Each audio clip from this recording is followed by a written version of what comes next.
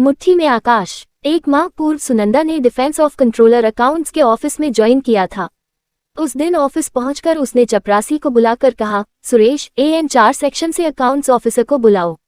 सुरेश चला गया और वह अपने सामने रखी फाइल पढ़ने लगी। 5 मिनट पश्चात उसके कानों में आवाज आई, मे आई कम इन? यस, कहते हुए सुनंदा ने जो ही सिर उठाया, आगंतुक बुरी तरह चौंका। सुनंदा तुम?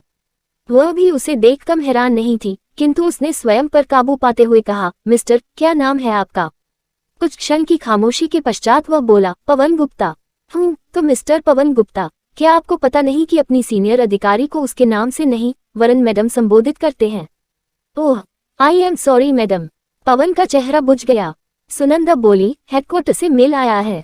फाइनेंशियल एडवाइजरी की रिपोर्ट अभी तक पहुंची क्यों नहीं, जबकि उसकी लास्ट डेट निकल चुकी है? इसे भेजने का काम आपका ही है ना? जी मैडम, दरअसल पिछले माह मेरी दूसरी बेटी का जन्म हुआ है। बस तभी से लाइफ में कोई ना कोई प्रॉब्लम चल रही है, जिसके चलते मुझे बार बार छुट्टी लेनी पड़ती है।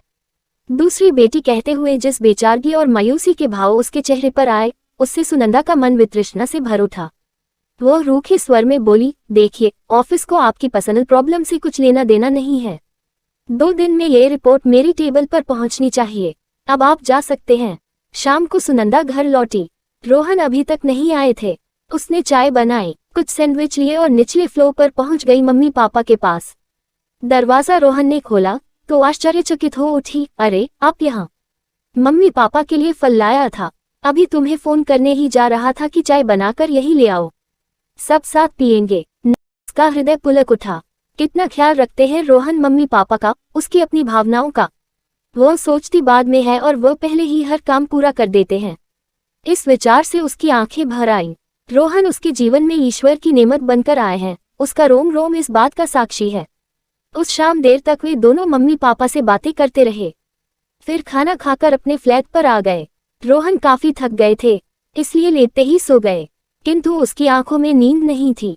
आज ऑफिस में यकायक उसका अतीत उसके सम्मुख आ खड़ा हुआ था।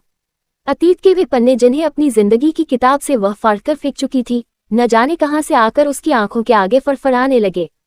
उन दिनों वह MSc फाइनल कर रही थी। उमंग उत्साह से भरी वह अपने जीवन के आकाश में ऊंचाइयों के नए आयाम तय करना चाहती थी। तभी मम्मी की फिक्र ने उसकी उड़ान पर रोक लगा दी। वह हतप्रभ थी। मम्मी, यह अचानक आपको मेरे विवाह की बात कहां से सूझ गई? आप तो प्रारंभ से ही लड़कियों के स्वावलंबी और आत्मनिर्भर बनने की हिमायती रही हैं। सुनंदा, चाहती मैं भी हूं कि तुम आत्मनिर्भर बनो, किंतु हमारी समस्या को समझो। तुम्हारे पापा के रिटायर होने में 4 वर्ष शेष हैं। उससे पहले हम तुम्हारे और नीतू दोनों के विवाह के दायित्व से मुक्त होना चाहते हैं। रही तुम्हारे आत्मनिर्भर बनने की बात, तो तुम विवाहोपरांत टीचिंग कर लेना। उसने मम्मी के सुझाव को मान लिया। अब पापा ने उसके लिए लड़के की तलाश शुरू कर दी थी। एक दिन वे सब एक विवाह समारोह में गए थे। वहीं पवन और उसके परिवार से मुलाकात हुई। उनका रह रहकर सुनंदा को प्रशंसात्मक दृष्टि से निहारना संकेत दे रहा था कि वह उन्हें पसंद है। 4 दिनों बाद उन्होंने घर आकर इस बात की पुष्टि भी कर दी। देखने में भले ही पवन साधारण था, किंतु उसके परिवार का ऊंचा स्टेटस, उसकी सौम्यता और सबसे बढ़कर उसकी सरकारी नौकरी इस रिश्ते को स्वीकृत करने की बड़ी वजह थे। 3-4 मुलाकातों में सुनंदा इतना तो जान गई कि पवन दिल का साफ और स्पष्टवादी था और सुनंदा को ऐसे लोग पसंद थे। घर में खुशियों के रंग बिखर गए थे। विवाह की तैयारियां शुरू हो गई थीं। दिन भर वह मम्मी के साथ विवाह की तैयारियों में व्यस्त रहती और रात में फोन पर पवन के साथ अपने भविष्य की सतरंगी स्वप्न बुनती। नीतू की भी अपने होने वाले जीजू से अच्छी दोस्ती हो गई थी। घर में सभी प्रसन्न थे। उस समय कहाँ जानते थे कि अनहोनी दबे पांव उनकी ओर बढ़ रही है। एक सुबह चाय पीते हुए पापा के सीने में तेज दर्द उठा। सुनंदा ने तुरंत एम्बुलेंस बुलवाए और पापा को लेकर वे लोग हॉस्पिटल आ गए। पापा ICU में एडमिट थे। उन्हें सीवियर हार्ट अटैक आया था। डॉक्टर उपचार में जुट गए थे। घबराहट और वेदना के कारण मम्मी के आंसू रुकने का नाम नहीं ले रहे थे। सुनंदा उन्हें किसी तरह हौसला दे रही थी। यूं भी वह काफी हिम्मती थी। जिंदगी में आई किसी भी विपत्ति में घबराई नहीं थी, किंतु इंसान को जब किसी अपने का कंधा नजर आता है तो सहारा पाने के लिए हाथ खुद ब खुद उसकी ओर बढ़ जाते हैं। सुनंदा ने भी पवन को फोन कर दिया। कुछ देर में वह हॉस्पिटल पहुंच गया। उसके आने से एक सुरक्षा का एहसास हुआ था, मानो अब सब ठीक हो जाएगा। और सचमुच 2 घंटे बाद पापा खतरे से बाहर आ गए थे। पवन ने उस दिन ऑफिस से छुट्टी ले ली थी। कैंटीन से कभी चाय तो कभी स्नैक्स लाकर मनोहार करके वह सबको खिलाता रहा। उसका यह अपनत्व सुनंदा के मन को छू रहा था। पवन के साथ एक अदृश्य मजबूत डोर से वह बंधती जा रही थी। 2-3 दिन तक पवन सुबह शाम हॉस्पिटल आता रहा, फिर यकायक उसका आना बंद हो गया। बस फोन करके वह हालचाल पूछ लेता। वह हैरान थी, वजह पूछती तो वह व्यस्तता की बात करता। 10 दिन बाद पापा घर आ गए। एक शाम फोन करके पवन ने उसे समीप की कॉफी शॉप में बुलाया। वह पहुंची और उसके सम्मुख बैठ मुस्कुराते हुए उलाहना दिया, कितनी एब्सेंट लग गई है तुम्हारी, जानते हो पापा मम्मी नीतू सभी याद कर रहे हैं, कल ही हाजिर होने का फरमान जारी किया है। वह एकटक उसका चेहरा देखता रहा। इतने में वेटर कॉफी रखकर चला गया। कॉफी पीते हुए उसने पापा का हाल पूछा, फिर बोला, सुनंदा आई एम सॉरी, मैं यह शादी नहीं कर सकता। सुनंदा को लगा मानो गर्म कॉफी से उसके होंठ जल गए हों। उसने कप टेबल पर रख दिया। उसके होंठों से मुस्कुराहट विलुप्त हो गई और चेहरा विवर्ण हो उठा। ऐसा मजाक मत करो पवन, यह मजाक नहीं, मैं सच कह रहा हूँ। मगर क्यों, ऐसी क्या विवशता आ गई? तुम सुन नहीं सकोगी, मुझमें हर बात सुनने का सामर्थ्य है। तुम बोलो। सुनंदा, वजह सिर्फ इतनी है कि तुम 2 बहनें हो, तुम्हारा कोई भाई नहीं है। कल को तुम्हारे पापा को कुछ हो गया तो बड़ी बेटी होने के नाते सारा दायित्व हम दोनों पर आ जाएगा और मैं दो परिवारों का दायित्व उठाने को तैयार नहीं हूँ। अप्रत्याशित रूप से कहे गए ये शब्द पिघले शीशे की तरह सुनंदा का हृदय चीरते चले गए। स्तब्ध सी वह उसे ताकती रह गई, फिर एक एक शब्द पर जोर देकर बोली, रिश्ता लेकर तुम ही लोग हमारे घर आए थे ना? क्या उस समय नहीं जानते थे कि मेरी बस एक छोटी बहन है, कोई भाई नहीं है? जानता था, किंतु तब इस कमी को महसूस नहीं किया था, इसके दूरगामी परिणामों के विषय में सोचा नहीं था। फिर तो पापा को हार्ट अटैक पड़ना तुम्हारे लिए वरदान साबित हुआ है। एक गलत निर्णय लेने से बच गए तुम। विवाह के पश्चात अगर यह हार्ट अटैक पड़ता तो क्या करते तुम? मुझे छोड़ देते। पवन उसकी नजरों की ताप सह न सका और दूसरी ओर देखने लगा।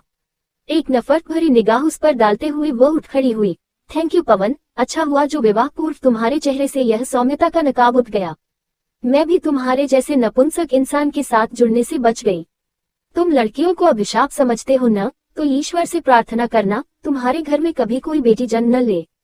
हृदय में नफरत, क्रोध, अपमान और पीड़ा का तूफान समेटे वह घर लौट आई, किंतु घर में उसने किसी को इस तूफान का एहसास नहीं होने दिया।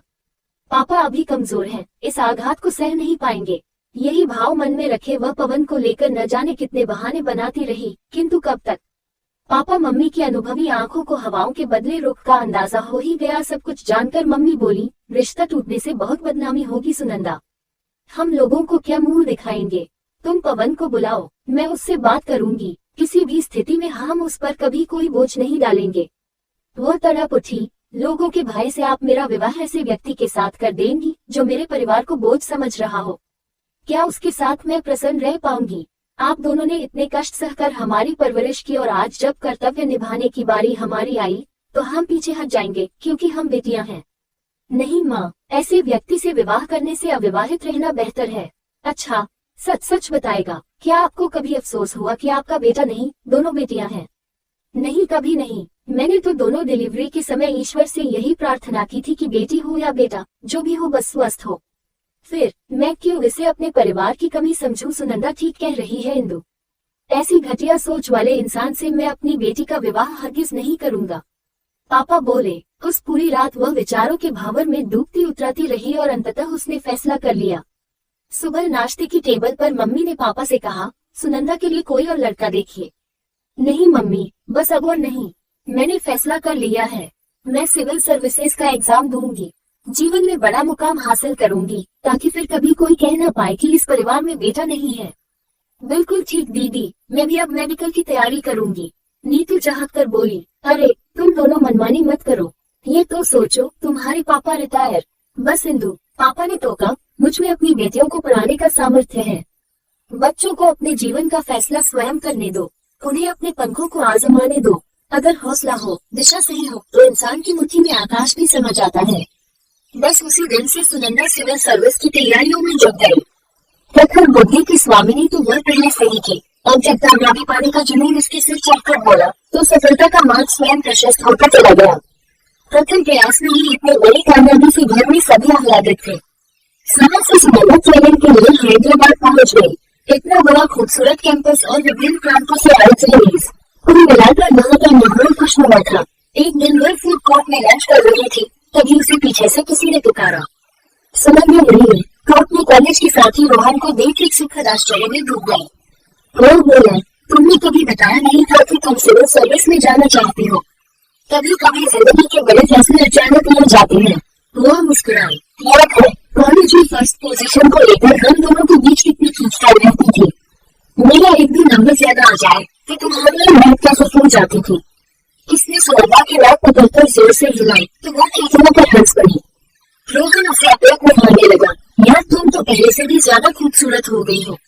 उसके गाल औरत थूम उठे। नजर शर्म से झुक गई। धीरे धीरे उनकी दोस्ती प्रदान होने लगी। जब दो लोगों के बीच सामंजस्य तय हो, स्वभाव और सपने ही थे, तो अपना था कि कौन पर स्वेट फूटने लगती है। उन्हीं दिनों रोहन 4 दिनों के लिए अपनी बहन की विवाह में गया। उस समय कितनी व्याकुल थी वह। रोहन से मिलने की तड़प ने उसे एहसास कराया कि अपना खिले कौन पर प्रेम के नन्हे पौधों में बदल चुकी थी। सुना 1 साल बीत गया।